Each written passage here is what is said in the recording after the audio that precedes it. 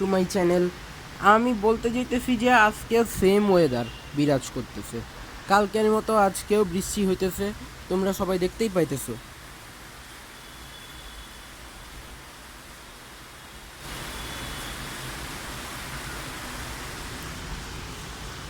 Guys, আমি এইখানেই আছি, আর এই দেখো কত পরিমাণ বৃষ্টিপাত হচ্ছে বাইরে।